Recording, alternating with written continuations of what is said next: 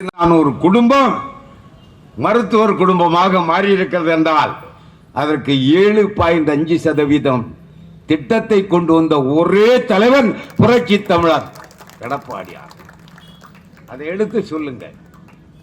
அது மட்டுமல்ல, என்னுடைய அருமை தோழர்களே, 1000 ரூபாய் உங்களுக்கு முதல்ல தர்றேன்னா இந்த எடப்பாடியார் வாய் வச்சுட்டு சும்மாவும் இருக்க மாட்டார். அவர் பேசாம இருந்திருந்தா இந்த 1000 கொடுத்திருக்கவே மாட்டான். அவன் தேர்தல் அறிக்கையில் சொன்னதை திருப்பி திருப்பி எடப்பாடியார் அவர்களும் நாமளும் சொல்ல போய் அவன் 1000 ரூபாய் கொடுத்துக்கிட்டு இருக்கான். இந்த 1000 ரூபாயை பெறுகின்ற தாய்மார்கள் 2026க்கு பிறகு தமிழ்நாடு முதலமைச்சராக எடப்பாடியார் வந்த பின்பு 3000 ரூபாயை அள்ளித்தரவிருக்கிறார் என்ற நல்ல செய்தி இந்த நேரத்தில் நான் படியோடு தெரிவித்துக் கொள்கிறேன்.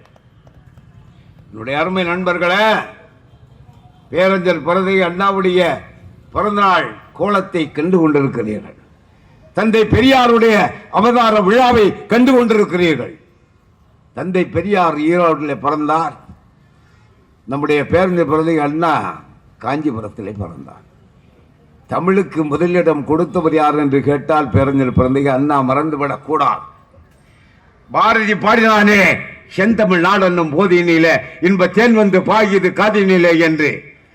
சென்னை மாகாணம் என்று இருந்ததை மாற்றி 1968ஆம் ஆண்டு சென்னை மாகாணத்தை தமிழ்நாடு என்று பெயர் சூட்டி அழகு பார்த்த தமிழ் மன்னன் யார் என்று கேட்டால் பேரறிஞர் பிறந்தகை அண்ணா.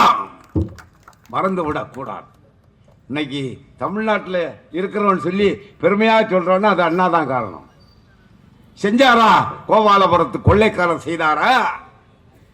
காகிதப்பூ கதாநாயகன் செஞ்சாரா? காகிதப்பூ கதாநாயகன் செஞ்சாரா? இன்னைக்கு பாருங்க, மு.க. ஸ்டாலின் பவள விழா. எதுக்கு பவள விழா? ஒரு பேனா கடல்ல கொண்டு வைக்கிறதுக்கு 82 கோடி ரூபா. அடா சண்டாளா, எழுதாத பேனாவை கொண்டு வைக்கிறதுக்கு 82 கோடி ரூபாயா?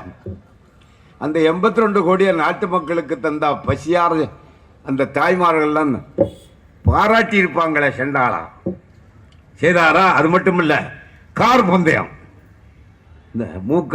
உதயநிதிக்கு திடீர்னு சொல்ற கார் பந்தயம் 40 கோடி ரூபா செலவுங்க. 40 கோடி ரூபாய் செலவு. சென்னைக்கு மட்டும் 40 கோடி ரூபாய் செலவு. தேவைதானா? இவைகளெல்லாம் தேவையா? இந்த ரோடை சரி பண்ணுங்க ஐயா. இல்ல, நான் நேற்று தான் ஒரு கல்யாண வீட்டுக்கு போயிட்டு இந்த ரோட்டில் வந்தேன். உண்மையாக சொல்கிறேன், இடுப்பு எலும்பு முறிஞ்சு போகும். அப்படி இருக்கு ரோடு. இந்த தாம்பரத்தில் நீங்கள் எல்லாம் சாதாரணமாக நினச்சிட்டு இருக்காங்க. எடப்பாடியார்ட்ட நாளைக்கே எழுதி கொடுங்க, மிகப்பெரிய போராட்டத்தை ஆரம்பிங்க. அது மறியல் போராட்டமாக இருந்தாலும் சரி, ஆர்ப்பாட்டமாக இருந்தாலும் சரி, சிறை நிரப்பும் போராட்டமாக இருந்தாலும் சரி, இந்த ரோடுகளை மக்களுக்காக செப்பநடை செய்து அதை செயல்படுத்துகின்ற ஆற்றலை நீங்கள் பெற வேண்டும் என்பதை இந்த நேரத்தில் நான் பணிவோடு தெரிவித்துக் கொள்கிறேன். நம்ம எல்லாரும்